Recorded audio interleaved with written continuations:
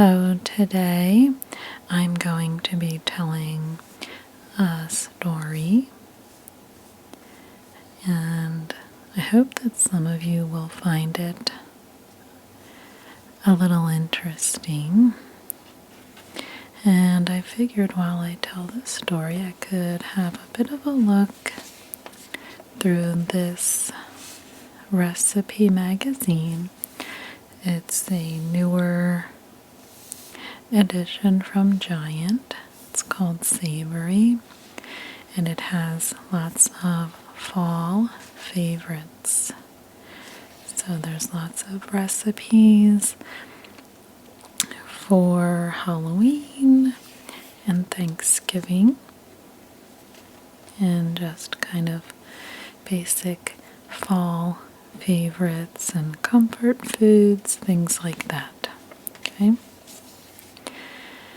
So, now the story that I'm going to tell, some of you may find very interesting, and you may think to yourself, well, Amuse must have some sort of special gift. And some of you may roll your eyes and say, well, that's silly, Amuse.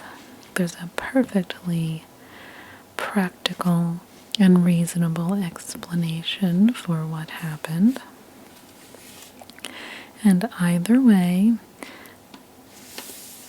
I'm good with whatever you think about this story, because I myself don't even know what to think about it.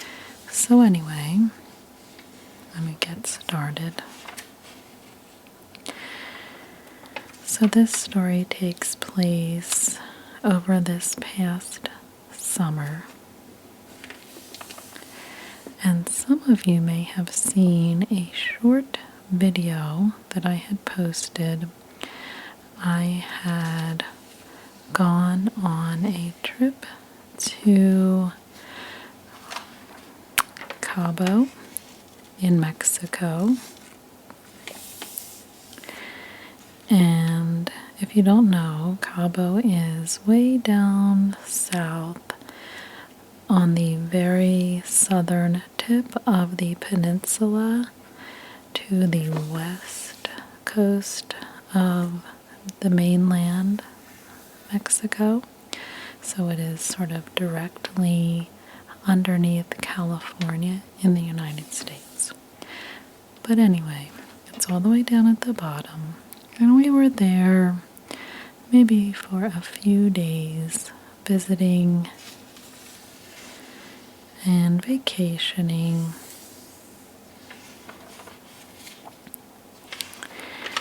And so, maybe I should turn this around. And so we were having a good time, going to the beach, things like this. And some family members had invited us to go on a day trip to a place in Mexico that would take us about, let's say, maybe an hour and a half to 2 hours to drive to. Now we would have to drive kind of north up into the peninsula just a bit, and they wanted to take us to a natural spring.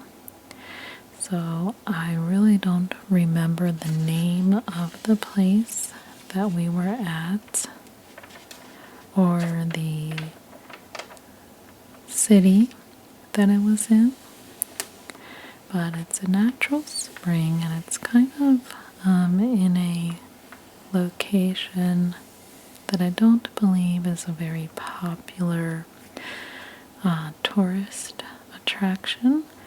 It seems like a place that's kind of a lot for more, I don't know, local people or people that know the area. But anyway, I had posted a video,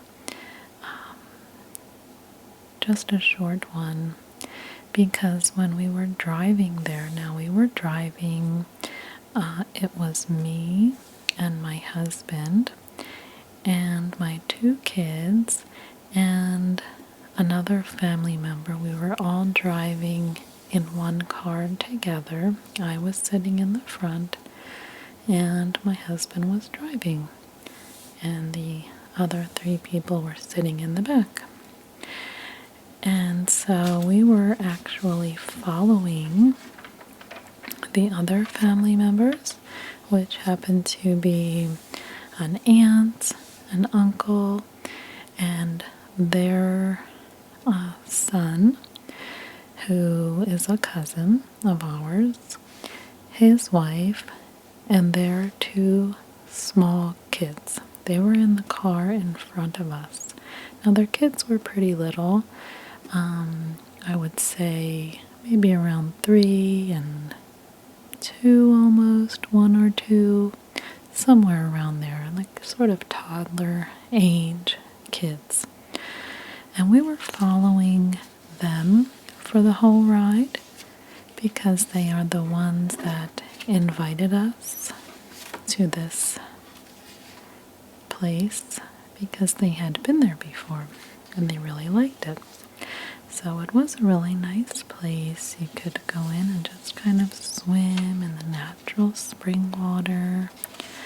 And it did have amenities and a place to kind of picnic and bring all of your things and relax for the day. And it was a beautiful drive, sort of very deserted areas, driving through the mountains and the deserts. And anyway, along the way, I happened to see a sign on the side of the road that caught my attention, and it was just this small little tourist attraction, and I saw on the sign it said Tropico de Cancer. And I thought, well, what is that? I was so interested.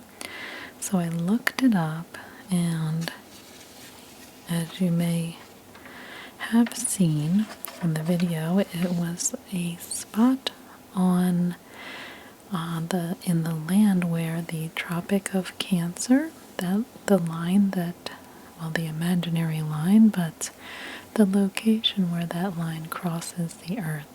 And they made a nice little monument to that, so you can stop, and if you're interested in that sort of thing, it was pretty cool to know you were standing right in that spot. And so I said, can we please visit here on our way back? So we all visited. And there was an ice cream shop right next door, so it was like the perfect little pit stop. But anyway, it kind of just adds to the whole vibe of this story because it's so kind of mystical and all that. This looks really good. Shepherd's pie stew. I'm gonna make that. Alright, so back to the story. Now, as we were driving, almost the entire trip, I kept saying to my husband, and I'm sorry, you may feel a little, if you get queasy easily, you may want to stop listening. So anyway, I kept saying to my husband, I keep smelling this very strong scent of vomit. So sorry if that's grossing anyone out. But to me, the scent was very noticeable, very obvious. I kept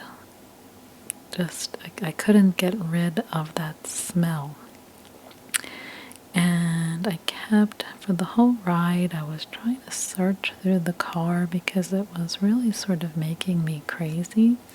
I thought there's got to be something in the car that is maybe rotten, or someone left some garbage or something. It can't just smell this way. So the whole ride I kept kind of I was trying to ignore it, but the smell would just not go away. It's pretty kind of a crazy, silly choice to read a food magazine while I'm telling this story, so sorry for that. But anyway, I just kept trying to search through the car, and just now and then I would say to my husband, doesn't anyone else smell this smell? And no one else seemed to really be bothered by it. But I was kind of like, on a mission to get rid of that smell. So anyway, I couldn't find anything that might be the cause of this smell. And my husband said, well, is it something else? Maybe it's, some other smell. I don't know. And I said, no, I know exactly what the smell is. That distinctive smell of that. I knew that's what it was. But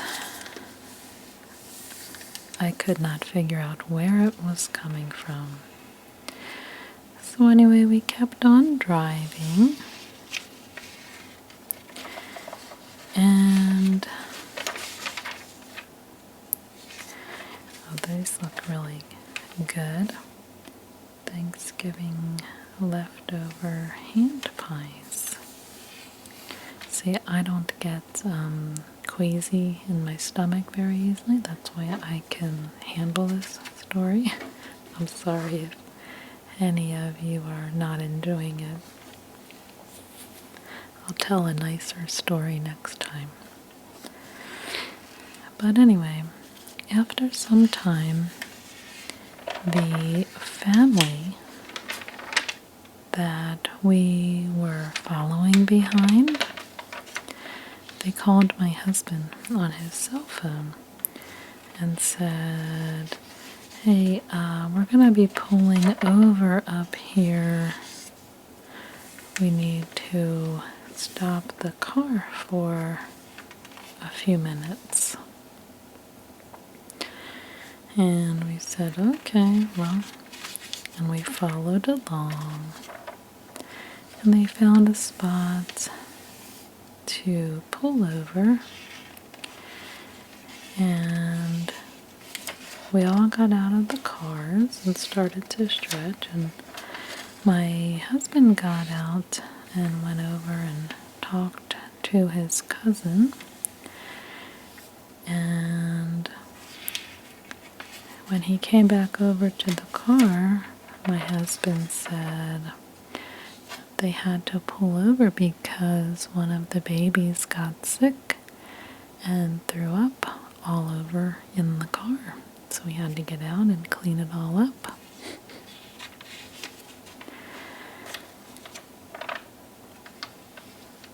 And then he said, maybe you were sort of predicting that was going to happen. And I said, maybe I did. So now I am not one to jump to conclusions like that, but I do have an open mind. I think it's pretty cool to try and allow myself to think that it's possible that maybe I, what is it called? I think it's called precognition, maybe. I was looking that up.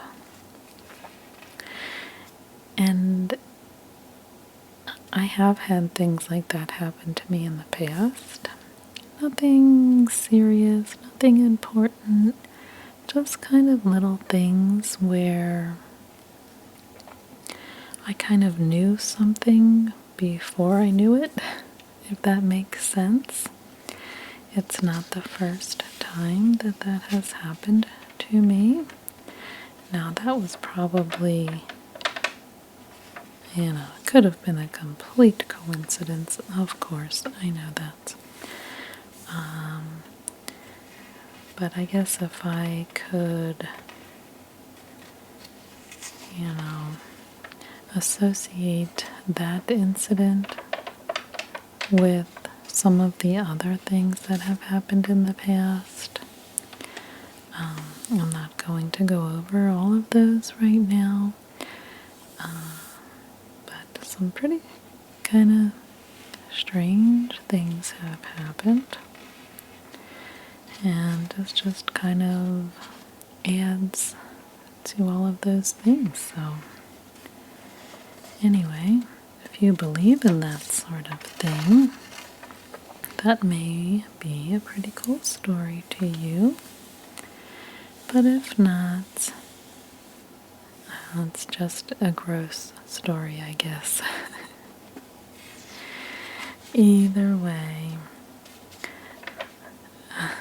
I hope that you could enjoy listening to the story and flipping through the pages of this magazine.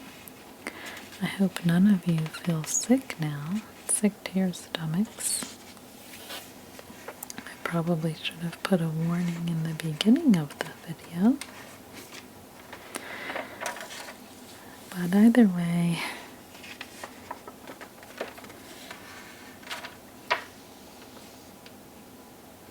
thank you so much for listening. And I do hope that you got a little bit of enjoyment out of that story. So thank you so much, and I will see you next time.